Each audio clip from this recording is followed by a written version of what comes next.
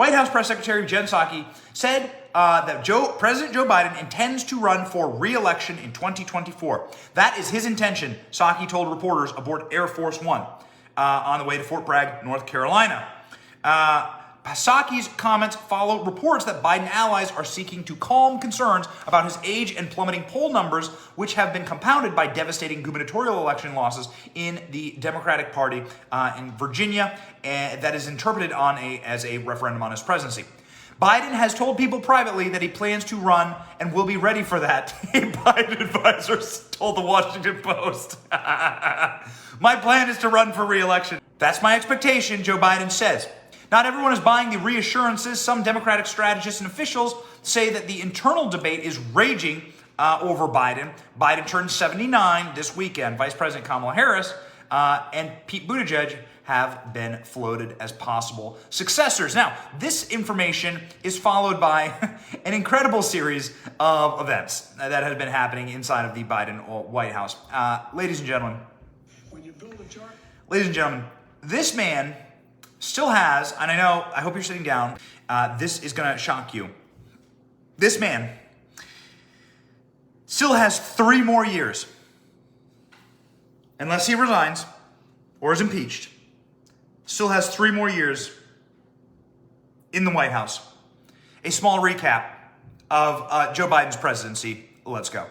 When you build a charging station, it's like back in the day when my grandpa worked for the American Oil Company back in the turn of the 1920 in that area. They went from state to state convincing people that they allowed them to put 20,000 gallons of gasoline under the ground. They didn't want them around. I'm going to answer one. I'm not going to answer Ethiopia. Let's stick on the debt so we don't confuse the American people. How are we going to get this done and so on? Well, I told you before what my neurosurgeon years ago said when I had that aneurysm. A visiting field.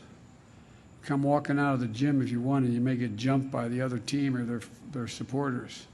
You may be all by yourself, the only one standing there when you watch 6 people jump one of our teammates. I got them $1.9 trillion relief so far. They're going to be getting checks in the mail that are consequential. I wrote the bill on the environment. Pay them more. $1.2 billion. So you go ahead and you stack spaghetti sauce at a store and in a supermarket. You control the guy or the woman who brings out the carts on a forklift. What happened? You know, when I talk to all your folks out in the playground, as I joked, everybody knows I like kids better than people. Fortunately, they're like me. That's why maybe I like them. Barack and I think it's a right for people to have bad health care. Is there going to become a time where you might call him, old friend to old friend, and ask him to open up China to the World Health Organization investigators who are trying to get to the bottom of COVID-19? Let's get something straight. We know each other well. We're not old friends. It's just pure business. And Ange walks up to me and goes, "Joey, baby!" grabs my cheek, and I thought the Secret Service was going to blow his head off. We have the tools. Now we just have to finish the job with truth. Pay your fair share. Just pay a decent portion of what we lay out in this piece of legislation. With providing professional education beyond 12 years. They don't know quite what to do. Play the radio, make sure make sure you have the record player on at night, the phone, make sure the kids hear words. I used to love to drive. They don't let me drive anymore. And I have a beautiful Corvette sitting in my garage. I view it as a tax cut for middle-class families. A tax cut. We never have an argument when we talk about with the wealthy. This is a tax cut. It changes the lives. We have fewer democracies in the world today than we did 15 years ago. Fewer. Not more, fewer. And global health and a global health threat council. I can't think of anyone better to lead this operation than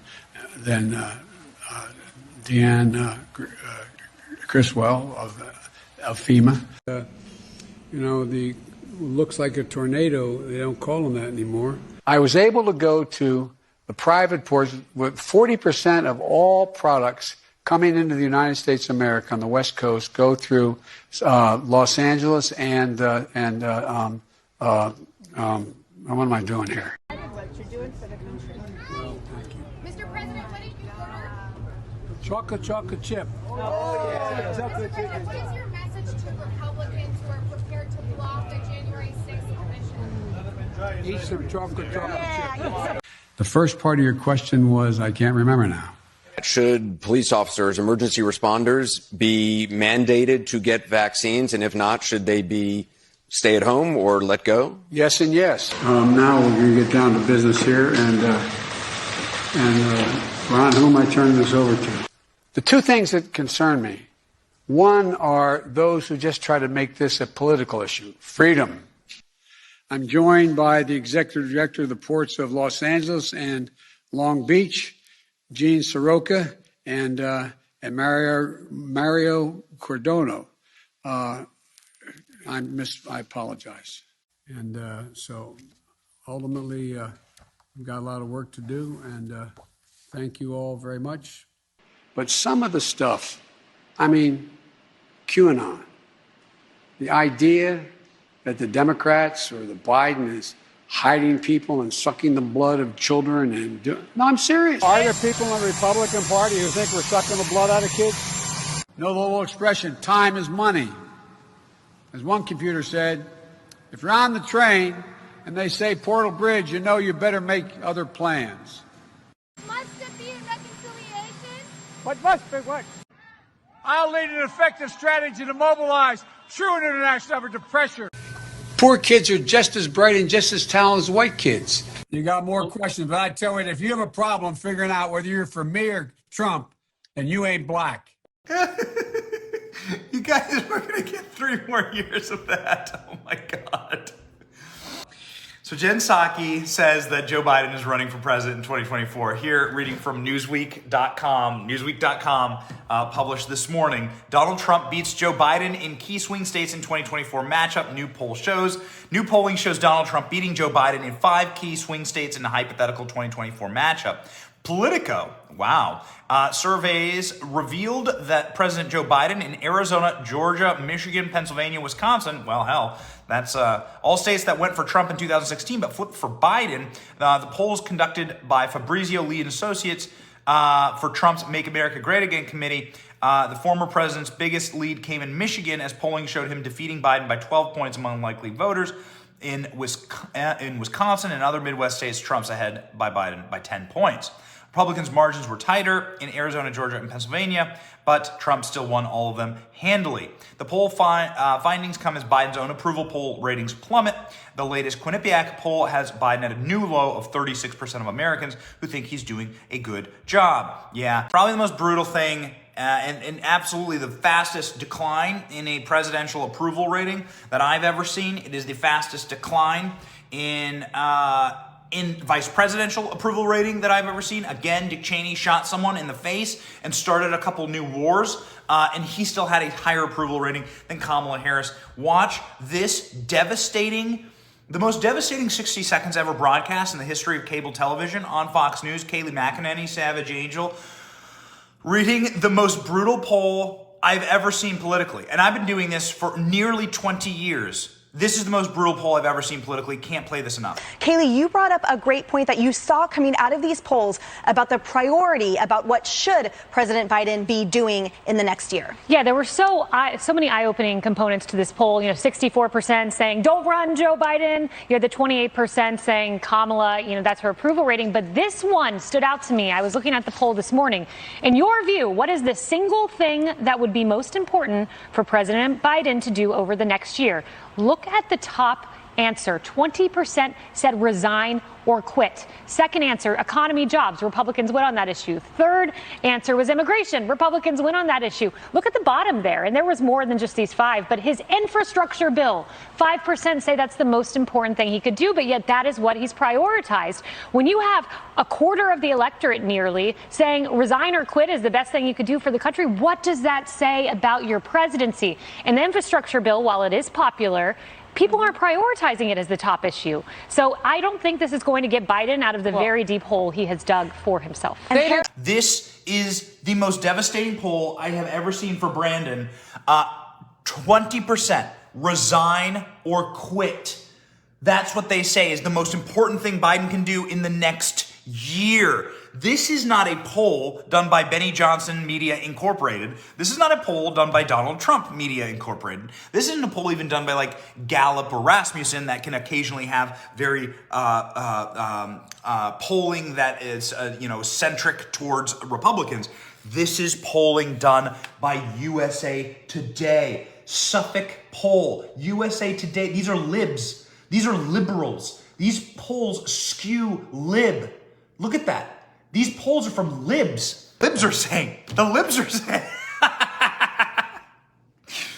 are saying that Biden should resign. That's the most important thing that Biden can do. Oh man.